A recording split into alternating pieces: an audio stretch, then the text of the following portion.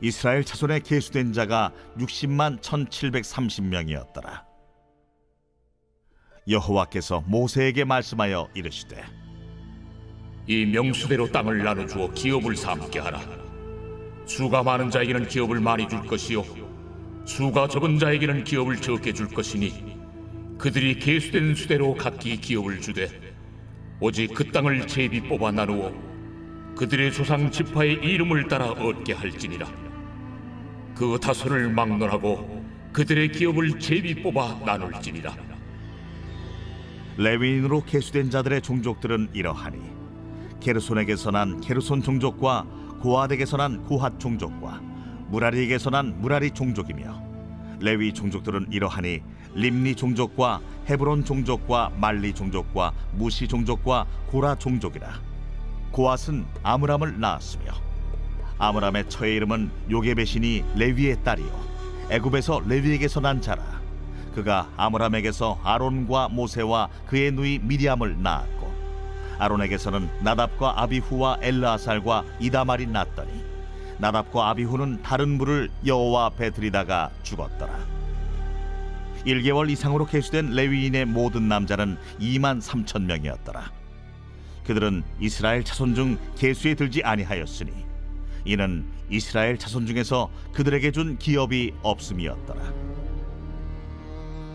이는 모세와 제사장 엘르아살이 계수한 자라.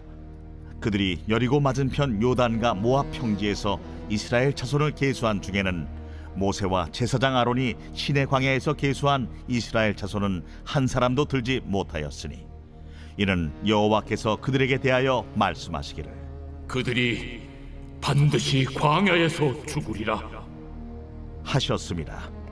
이러므로 여분네의 아들 갈렙과 눈의 아들 여호수아 외에는 한 사람도 남지 아니하였더라. 백성들의 숫자를 기록한 책이 바로 민수기입니다. 민수기는 1장에서는 애굽에서 나와 둘째 해인 2월 1일에 백성들의 수를 계수한 내용이 기록되어 있습니다. 이것이 1차 인구 조사입니다. 레위인을 제외하고 전쟁에 나가 싸울 만한 20세 이상의 남자들만 계수를 했는데 60만 3,550명이었습니다.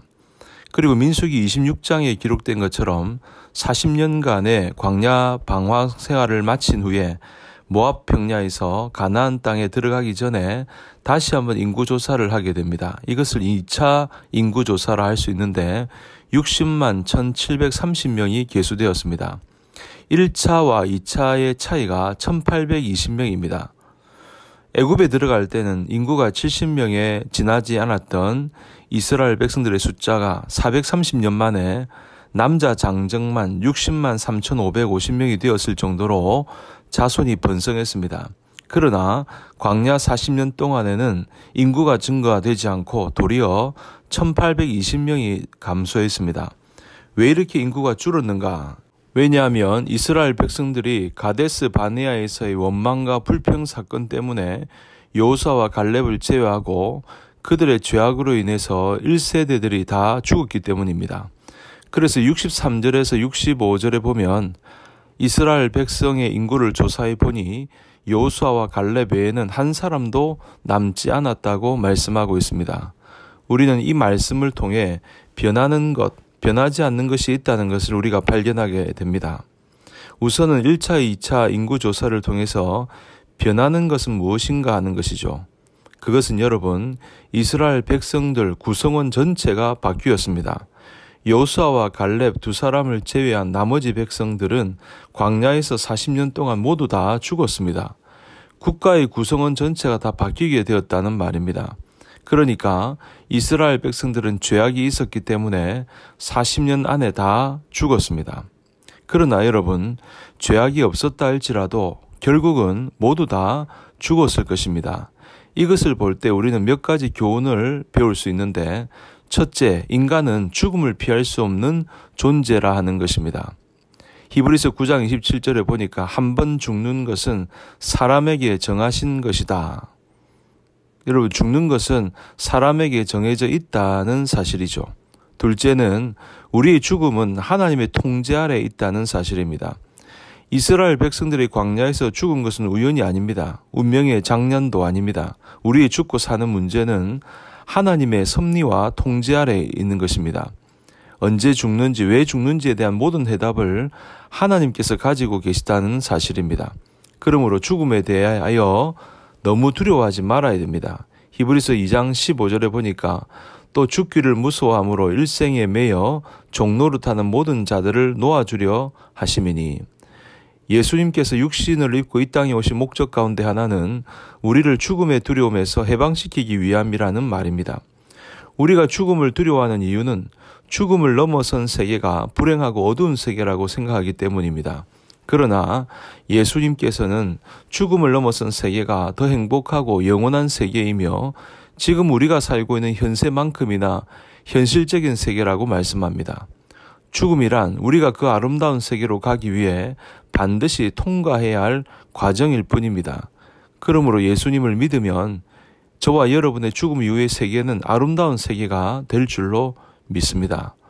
죽음도 하나님의 섭리와 통제 가운데 있으므로 죽음을 두려워하지 마시고 담대하게 사시는 여러분이 되시기를 바랍니다. 셋째로, 하나님의 섭리 가운데 세대가 바뀌는 것도 유익이 있다는 사실입니다. 이스라엘 백성들 1세대는 출애굽의 대역사를 이루고 사라졌습니다. 그리고 2세대는 가나안 땅을 정복하였습니다. 이처럼 세대마다 할 일이 다르고 세대의 변화를 막을 수가 없는 것입니다. 그렇기 때문에 세대가 바뀌는 것은 유익이 있습니다. 세대는 흘러왔다가 다시 흘러가고 이 모든 섭리가 하나님의 주권 가운데 있습니다. 넷째로, 우리의 인생은 흘러가는 것이므로 우리가 살아있을 때 주의 일을 해야 한다는 사실입니다. 생명이 있을 때 주님을 기쁘시게 해야 합니다. 사람이 죽어 장례를 치르게 되면 그 사람이 얼마나 유명했는지, 얼마나 학벌이 좋았는지는 하나도 중요하지 않습니다. 그러나 예수님을 믿고 죽었는가 하는 것은 매우 중요합니다. 예수님을 믿고 하나님을 위해서 얼마나 봉사하고 일했는지는 매우 중요한 것입니다.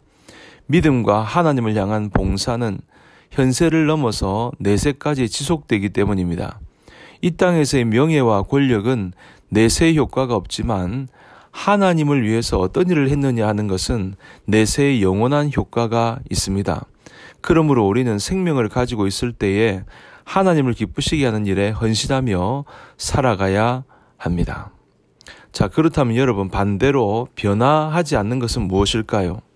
이 세상의 역사와 문화, 인간은 모두 바뀝니다. 그러나 변화하는 세상 가운데 변화하지 않는 것이 있습니다. 첫째로, 영원하신 하나님입니다. 둘째로, 교회입니다.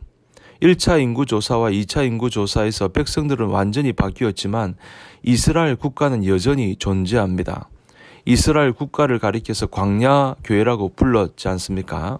하나님은 교회가 영원하도록 작정하셨습니다. 세 번째로, 하나님의 말씀은 변하지 않습니다.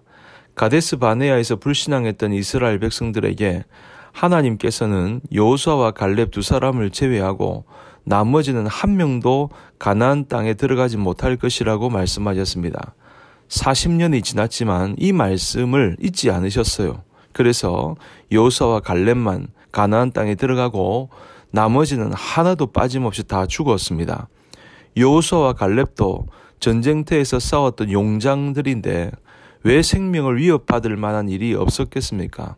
화살의 위협, 질병의 위험, 또 칼의 위험이 있었을 것입니다. 그러나 하나님의 말씀이 여호수아와 갈렙을 지키고 있기 때문에 모든 위험이 여호수아와 갈렙을 피해가는 것입니다. 여호수아 갈렙처럼 하나님의 말씀이 여러분들을 지켜주시기를 주님의 이름으로 축원합니다. 그러므로 우리는 변하는 것보다 변하지 않는 하나님과 교회와 하나님의 말씀에 우리가 마음을 들이고 전심전력으로 그것에 투자를 해야 할 줄 믿습니다. 내비게이터 선교회를 창시한 도슨 트로트맨은 이런 말을 했습니다. 영원한 것에 인생을 투자하라. 그리하면 결코 실망하지 않을 것이다. 우리에게 건강과 재물, 시간이 주어졌을 때 하나님과 교회와 말씀에 투자하라는 말입니다. 변하지 않는 것의 가치를 아는 성도들은 이 세상 것에 미련을 두지 않고 이와 같이 고백할 것입니다. 내가 썩어질 것에 마음을 쏟을 인생이 아니로구나. 얼마나 남았는지 알 수는 없지만 내 남은 시간을 어떻게 하면 하나님 말씀 더 알기 위해 더 많은 영혼을 주께로 인도하기 위해 하나님의 교회에 더욱 유익을 끼치는 일에 사용할 수 있을까? 어떻게 하면 내가 하나님을 기쁘시게 하는 생일을 살 것인가? 저와 여러분의 마음에도 이러한 믿음이 날로 더해져서 변하지 않는 것들을 붙들고 영원한 축복을 향해 살아가시기를 주님의 이름으로 축복합니다.